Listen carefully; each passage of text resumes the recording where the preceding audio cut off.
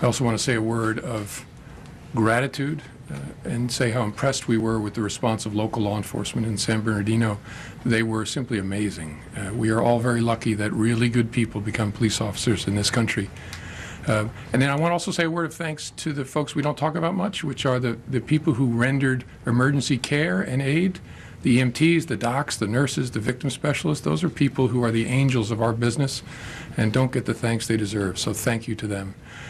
We're here today because we want to make sure you understand that this is now a federal terrorism investigation led by the FBI. And the reason for that is that the investigation so far has developed indications of radicalization by the killers and of potential inspiration by foreign terrorist organizations. And we are spending a tremendous amount of time, as you might imagine, over the last 48 hours trying to understand the motives of these killers and trying to understand every detail of their lives. We are going through a very large volume of electronic evidence. This is electronic evidence that these killers tried to destroy and tried to conceal from us, that we now have and are exploiting to try and understand them. We are keeping our minds open, as we always try to do. I know that there are a lot of good questions that folks want answers for quickly, but I hope you know about our work. We aspire to do it quickly, but we most of all aspire to do it well and do it carefully. There's a lot of evidence in this case that doesn't quite make sense, and so we're trying to be very thoughtful to understand it and to make sense of it so we understand the full extent of what we have here.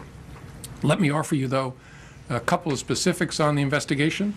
First, our investigation to date, and again, it's only 2 days old, so far we have no indication that these killers are part of an organized larger group or form part of a cell. There's no indication that they are part of a network.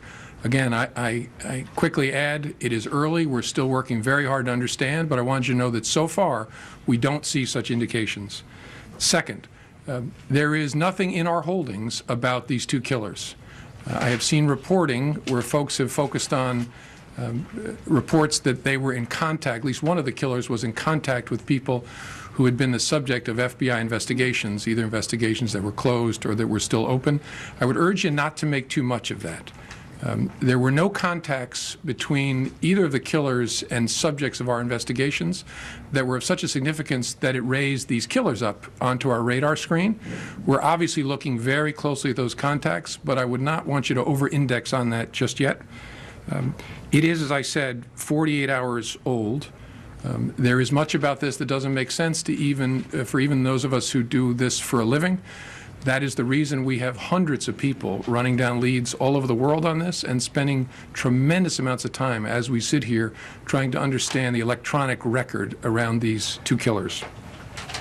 Let me close by saying something the Attorney General and I have said before, and that is we know that this is very unsettling for the people of the United States. What we hope you will do is not let fear become disabling, but to instead try to channel it into an awareness of your surroundings to get you to a place where you are living your life, but if you see something that doesn't make sense, you say something to somebody.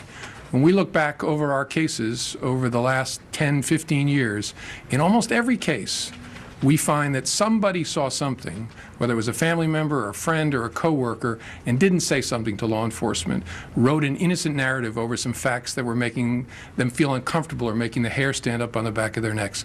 Please don't do that. We have worked very, very hard since 9/11 to get ourselves to a place where if you tell a police officer or a deputy sheriff or call the FBI and say, you know, I saw something next door that seems off, or I saw something online that seems off, it will get to the right people, and we will investigate it quickly and responsibly. We investigate in secret so that we don't smear innocent people. We don't run over and bang on your neighbor's door if you say something. We investigate. If there was nothing there, no harm done. If there was something there, great harm may be avoided.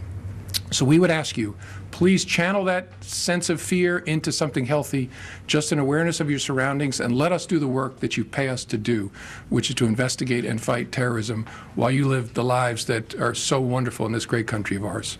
Thank you for this, and we'll take your questions. Okay. Just take a pause. In truth, they didn't take questions. He said, we'll take your questions, and then the feed cut off. Again, that was a playback from just a few minutes ago. I want to bring in Bill Gavin again. He's the former assistant director to the FBI here in New York.